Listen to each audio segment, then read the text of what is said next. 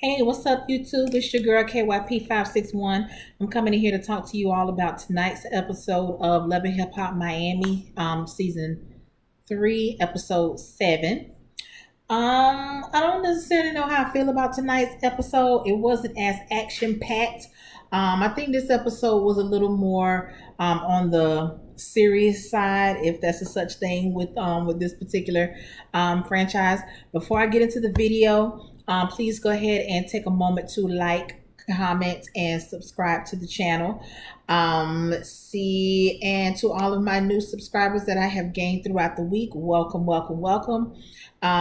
See, so I think I'm just going ahead and get into it. All right, so the episode opens up with Joy and Trina meeting at the beach, basically to discuss what's going on with Trick. This is basically coming off of the heels of the news coming out about him being arrested. So they had a little conversation.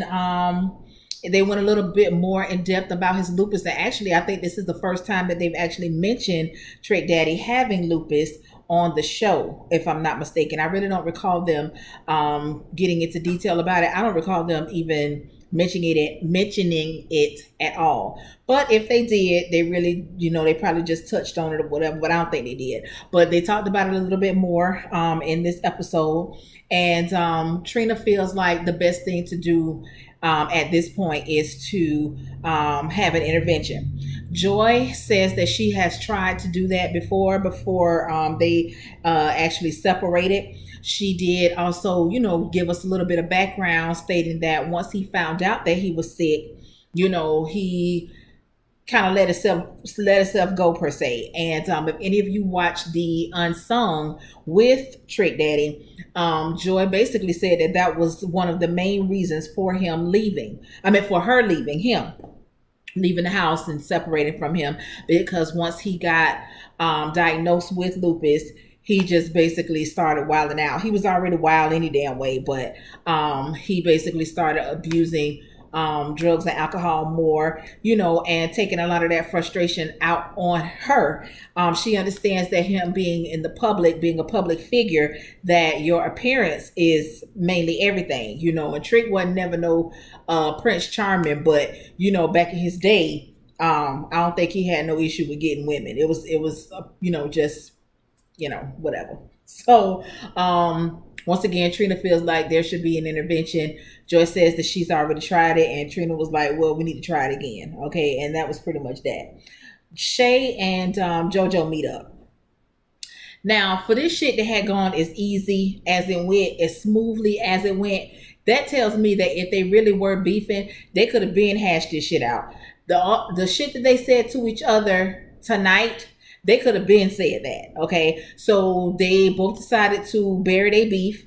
They both agreed that they were beefing over a nigga that didn't give a fuck about neither one of them. And in my opinion, what JoJo did was grimy as far as talking to Pleasure, regardless on how he told her he felt about Shay or what their relationship was or whatever. By her being friends or developing a friendship with Shay, she knew that it was something there between Shay and Pleasure. So she should have never went behind Shay to try and deal with him. She said that they never were physical, they never had sex or anything like that. All the more reason for them motherfuckers not to be beefing. So they both apologized to each other. They both owned up to the fucked up shit that they did to each other, said about each other, whatever the case may be. So once again, I felt like this is a conversation that they could have been had. They could have been squashed this shit. But nonetheless, they squashed it tonight, so it's all good. One thing I wanted to touch on. In the confessional, Shay was saying, blah, blah, blah, blah, blah, blah. JoJo is a desperate bitch. JoJo's desperate. And I was like, bitch, you desperate too. You know what I'm saying? You've been desperate since you was on damn Flavor of Love. Bitch, anybody that's fighting or competing against 20 motherfuckers for the likes of a Flavor Flav, regardless on if it was just for the show or for you to be on TV or whatever the case may be, bitch, that's desperate. You came on the Love and Hip Hop Atlanta chasing around Scrappy, desperate, okay? Then you come over here to Miami, chasing around Pleasure P, desperate, got back on the Scrappy train, desperate again. You know what I'm saying? So But if anybody is desperate, it looked like it's you. But whatever. So then we go over here to Amara and MJ. Amara's trying to get everything prepared for her show as far as the set. So she talking about she want to feel like Beyonce. Girl, you got a long way to go before you even on the same playing field as Beyonce. So I mean, it's good to dream, it's good to set goals, but for your little Boost Mobile show, as a matter of fact, I ain't even gonna front on it because you got a show, okay? But let Beyonce stay where Beyonce at, child. Because for one, you talking about you want to feel like Beyonce, you ain't got a teach of the budget that Beyonce has for her show production. I've been to 3 Beyonce concerts and no ma'am. Okay. So get your mouth off that, child. But anyway, girl, they show up, they got on matching sweatshirts. I just think that's so corny. It's cute on some people, but that ain't never been my thing. The closest I'm gonna get to matching is maybe like a little color coordination. You know what I'm saying? But as far as me and my husband showing up in some king and queen shirts, that shit ain't gonna never happen. It ain't gonna never happen. It's cute for some people, but that shit don't work for me. And I did not like it on Amara and MJ because I don't like MJ. So. And I see that they're going to be getting a little bit more to his tea next week. And I can't wait because I already knew that he wasn't about shit. But we finna dig into him. We going to dig into him next week. Okay, so MJ, he's slowly trying to ease into that managerial position, in which we're going to see next week. He gonna just come on out with it. So basically, his plan is working so far. He done got Julian out the way. He's in Amara's ear as well as in Amara's bed. So it's just making it easier for him to just slide in. So hopefully, Amara has what her mom was saying stored in the back of her head, so she don't fall for the okie doke. Let me see. So we found out that Amara's father has reached out to her. She says that he is sick with cancer. He has never been a part of her life. He's been in and out, off and on. She said that they were in the household together up until she was maybe like 2 years old. And then that's when things started to get sketchy. And it was far in between as far as when she would see him and then he would disappear and then he'll pop up and then disappear again. So, but she does say that she is still open to having a relationship with him or developing a relationship with him in her adult years now. But she is scared to tell her mom that she's been in communication with the dad because the mama don't see it for his ass at all. Okay. She says that she invited him to her show and, she's expressing these things to MJ and MJ was like, he's not upset because she invited him. Bitch, and why would you be upset? And who the fuck cares if you upset or not? Talking about you just want to make sure that his intentions are pure or whatever. Something about his intentions. And I was like, nigga, what? What's your motherfucking intention? Shut your ass up. That's that girl daddy. Regardless of if he ain't shit or not, he got more ties to her than you do. Okay. So then we go over here to Trick.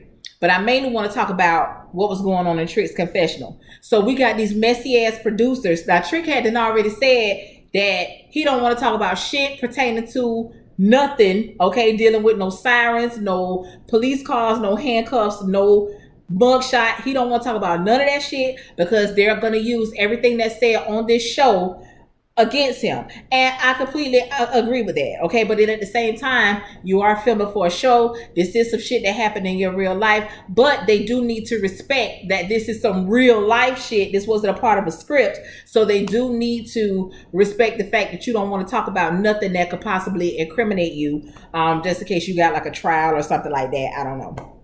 It sounds to me like it's going to be an upcoming trial because he went on to say that he was asleep and somebody knocked on his window and then started accusing him of all type of shit. So it sounds like he's gonna try and fight this with saying that he didn't do this shit that they saying that he did. Okay. But I guess we're gonna have to lay around for that or whatever. But you got the messy ass producers after he done already told you that he don't want to talk about that shit. They're still trying to ask him questions. And he said, listen, for the last time, I done already told you basically before I fuck this shit up in here and fuck you up along with it. Okay. I'm not talking about this shit. And as a matter of fact, fuck this shit. I'm out of here. And he walked off. He walked out of the confessional. And I don't blame him. I don't blame him because Trick, you ain't got time to be getting fucked up now. I done already heard and I'm I'm prone to believe that you were fired from your radio show because of this. That show had been on the air all of 1 week before this happened. This was the weekend after the show premiered on 99 Jams that this shit happened, and your ass ain't been back on the radio since. Okay, so I actually heard through the grapevine that you were fired that week after it happened, but of course nobody has made any formal statements or anything like that. It's still called the Trick and Trina show, although it ain't been no damn trick. And when the shit came on, I think it came on January 6th. I think that's the date that it came on, if I'm not mistaken. But it ain't been no damn trick for the last 4 or 5 weeks now. So, I guess we're gonna see what happens with that. We got Hood Brat. She's meeting up with Suki and Chameleon. I like the relationship that they have with each other, those three.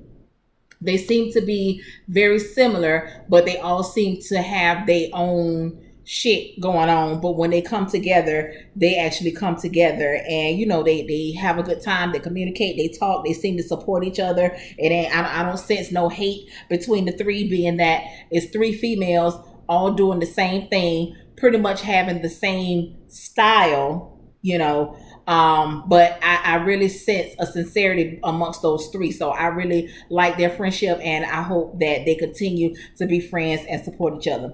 So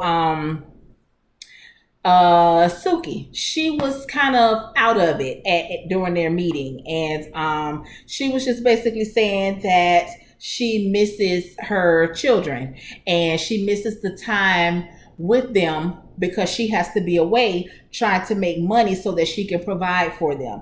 She was saying that she had her first child when she was 17, and basically she was living in the hood at that time. She was like, that child that she had, the oldest, is not he doesn't remember, he or she doesn't remember those hard times. And she says that she makes it her business to continue to hustle and grind so that they don't have to know anything about that life. Okay.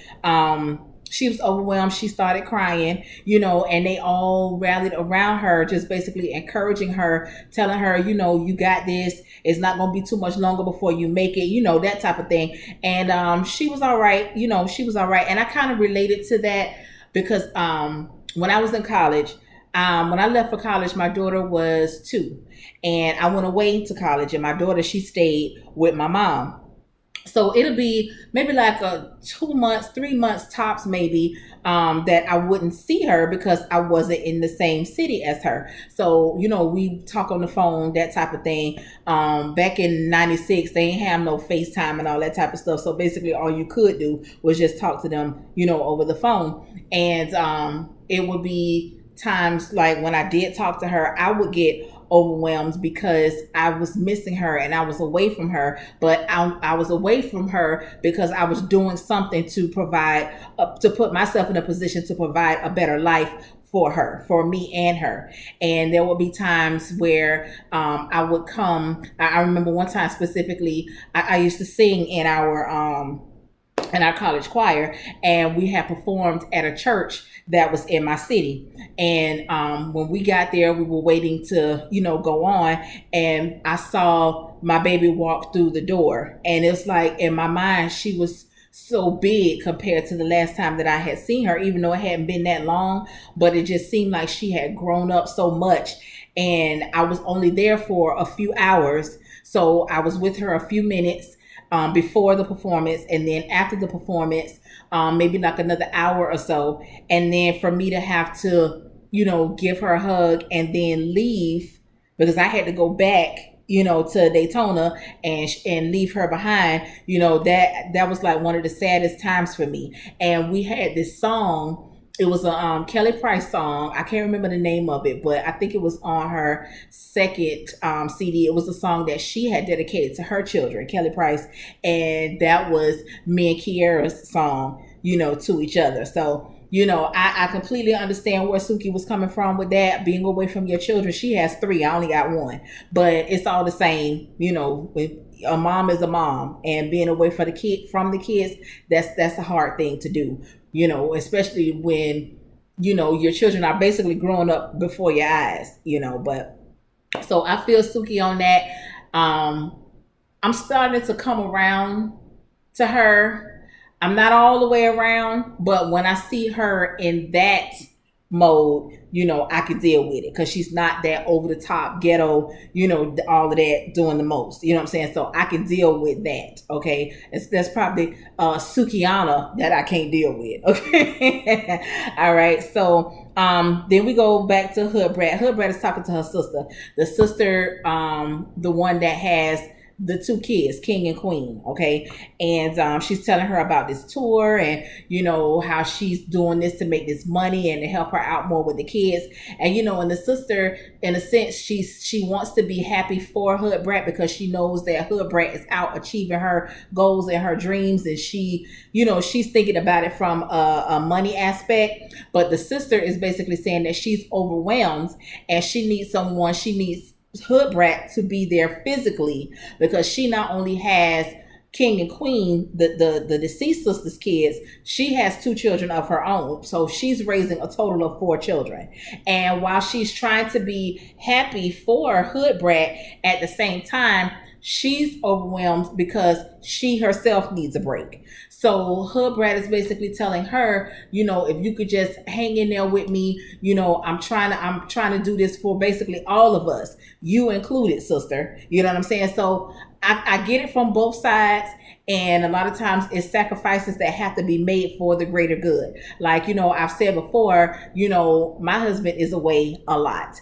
When we first got married, he was away a lot. Okay. But it was for the sole purpose of making sure that his family, meaning me, okay, and because our baby girl, she grown now, but she eats her way in there every now and then, but just basically making sure that we're okay in the long run, putting things into place so that we're able to live comfortably and not have to struggle or, worry about how mortgage is going to get paid or worry about how car notes are going to get paid, car insurance, lights, how we gonna eat, all that type of stuff. That never has to be a worry. So he made a lot of sacrifices. I made a lot of sacrifices as well because I was basically like a single married woman. You know what I'm saying? Like, only not even reaching up to the first year of marriage. It was at that point, but it was all for the greater good. So I get that, everybody got to put in their sacrifice. And ain't nobody gonna like it. You know what I'm saying? Nobody's gonna like it. But at the end, it should all pay off. So I'm wishing both sides the best on that. And hopefully everything will work out to where, the sister can catch a break and Hood Brat, you catch your break too as far as your success. But having it all come together and being able to lift the whole family up. Okay. So I'm rooting for you. Okay. Hood Brat has a little bit of a meltdown as she started to recollect some of the conversations that she had with the sister that passed away. We do know that she did commit suicide. She had a lot of struggles. She was dealing with drugs. She said some things happened to her, and I'm thinking maybe it was some sort of molestation as a child that she never got over. I don't know that, but a lot of times when people put that into that type of wording, that's normally what it means. But something happened to her traumatic that she didn't get over. She dealt with depression, and all that type of stuff. And she basically asked Hood Brat that if anything ever happened to her, if she ever killed herself, will she take care of her children? And that's something that I don't think that you will ever be able to erase from your mind, especially knowing that that day came to where your sister actually did take her life. So my heart goes out to all parties involved with that, especially her children. Okay. So we go back over here to Amara. Amara is now talking to her mama, and she's telling her that her dad reached out, and the mama was not with it. Okay. The mama feels like he's never been a part of her life, but now that she is Amara La Negra, now he wants to reach out and be a part of her life, and she ain't with it. Okay. Amara tells the mama that she invited him to her performance, and the mama was not happy about that at all. Okay. About that, it's hard as a child, as a female child, because I can only speak from a female's perspective, but it's hard being a female child and growing up and your dad is not around, and you really can't give a valid reason as to why he's not around. Like, he's not around because he's in jail, or he's not around because, you know, I don't know. All you know is he's just not around. You know he can be around as far as what you know, but you just don't have those answers as to why he's not around. Is it your fault? What happened? Do you just not care? All of those things. Anybody that has followed me for a while here on YouTube, I speak about my dad, or I spoke about him frequently, and gave my scenario with him. You know, the last time I saw him, I was 14 years old. That's the last time I saw him, the last time I heard his voice, the last time, you know, I laid eyes on him, period, not even through a picture, okay? I was 14 years old. I am 41 years old today, okay? And as of today, I will never be able to lay my eyes on him because my dad was murdered 2 years ago. So those questions that Amara was able to ask her dad at the end of the episode, and that conversation that she was able to have with him, I'll never be able to have that conversation with mine, because now he in the ground, you know. So and a lot of things came to the light once my dad did pass away. I met his mom for the first time in my life. Okay. I met his sisters and brothers for the first time in my life. Okay. I found out that I had a 27-year-old brother that I knew absolutely nothing about. Okay. And a lot of things just started to come out once he passed away. But once again, those questions are left unanswered because the only person that can answer them is not here. Okay. So the mama says, you know, when he don't show up, I don't know what you're gonna want me to do. You know, and I think that's the same attitude that my mom would have had as well. But I don't know. It is what it is. But it was a happy ending for Amara, so we'll get to that in a minute. So Trina and Joy, they basically bum rush Trick down at the restaurant. They telling him, you know, you haven't been answering our phone calls, you know, text messages, you just basically been avoiding you. So we knew your ass was gonna be here, so this was the only way that we would be able to you know, grab your attention, you know. So he pretty much playing ring around the roses. He's avoiding the questions, you know, answering questions with questions, that type of thing. So finally, Joy asked Trina to leave so she can actually have a talk with him. And she basically told him, listen, you need to get your shit together. I don't feel sorry for you. I'm just telling you, you need to get your shit together. She was saying that he does not go to the doctor. He has a poor diet, and he self-medicates, which he himself has said it publicly, nationally, that his way of medicating is that he smokes weed and laces it with cocaine. That's how he self-medicates. Now, I don't know who told you that that's a good treatment for lupus. I don't know who told you that. He says that the medications that they want to give, they don't cure it. It just treats it. And I get that, okay? Because with each medication, you treating something, but you got a side effect that's gonna cause something else. So I can understand him being reluctant to take the medication. However, okay, once again, I don't know who said that smoking boom or smoking dirty, you know what I'm saying, is gonna help you with this lupus. I don't know where you get that shit from. But he was like, oh, you know, still playing around. Oh, so if you care, just tell me you care. Of course she cares. You know what I'm saying? Matter of fact, she's still your wife, but you know, she was actually, you guys were married and together for a while. And of course she don't want to see nothing happen to you. She may not want your ass no more, but she don't want to see nothing happen to you. So, and she was like, listen, if that's what you need to hear in order for you to get your shit together, yes, I do care. Yes, I am scared that something gonna happen to your ass. And yes, you need to get your shit together and stop fucking around, you old ass nigga. Like, you know what I'm saying? Like, you're not 18, 21, 25. Nigga, you ain't even 30. You know what I'm saying? But you up there in age. You need to get your shit together and do what you gotta do so that you can become healthy and live longer and that type of shit. So we'll see what happened with that. So now it's performance day for Amara. The performance, you seen one, you seen them all. Bottom line is dad shows up. Child, at the end when she was thanking everybody and she said that her dad showed up, baby, the look on that mama face was like, this nigga. You know what I'm saying? I said, ooh, bitch, mama ain't here for daddy for real. Okay, she had nothing to say to that nigga, okay, at all.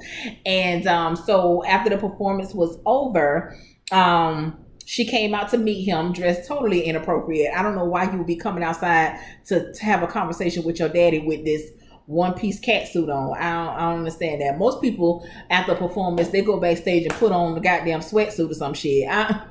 I don't fucking know. I mean, maybe you was headed to the club afterwards. I don't know, but I would have been very uncomfortable going out to talk to my daddy dressed like I'm getting ready to go walk on the stroll. But that's just me. Okay. So during a conversation with her dad, he basically told her that he's very proud of her, that he loves her, and that he's always loved her. And she was, saying that, my mom or her mom told her that basically that he just hauled ass and basically forgot that he even had a daughter. And he said that was never the case. It was just some fucked up circumstances and he didn't have his papers, meaning that he's not a U.S. citizen. So I'm thinking that maybe he was deported or something like that, because earlier in the conversation, the mama did say he forgot that he had a child in Miami, meaning I took it as he must have been somewhere else. And then when he said that he didn't have his papers, I'm thinking that he must have been deported to wherever they're from. I don't know where they're from. Dominican Republic, Puerto Rico. I don't know where they're from. I want to say Dominican because they have that dark skin and most Dominicans are dark skinned. They look like black folks. But yeah, so but he did tell her that he's there for her and he won't leave her again. So I'm not sure what happened with his papers. I guess all of a sudden he's legal now. I'm not sure. But I really do hope that he keeps his word to her and that he does stay in her life. Even if he can't be physically there, at least keep some communication with her, phone calls, FaceTime, text messages, that type of thing, because those were real tears that she was crying and my heart really went out to her, because those things that she was saying to him at some point or deep inside, even though I suppressed it, those were things that I wanted to say to my daddy. And like I said, I can't say those things now. So I really do hope that they keep their communication with each other. They do form a relationship with each other, and that, he just doesn't end up abandoning her, because I could see the hope in her eyes, but I can also see the hurt in her eyes. You know what I'm saying? So I just hope that it works out for her. That was pretty much the gist of the episode for tonight. So once again, please make sure to like this video, comment if you feel, and subscribe to the channel if you have not already. Until then, y'all, peace out.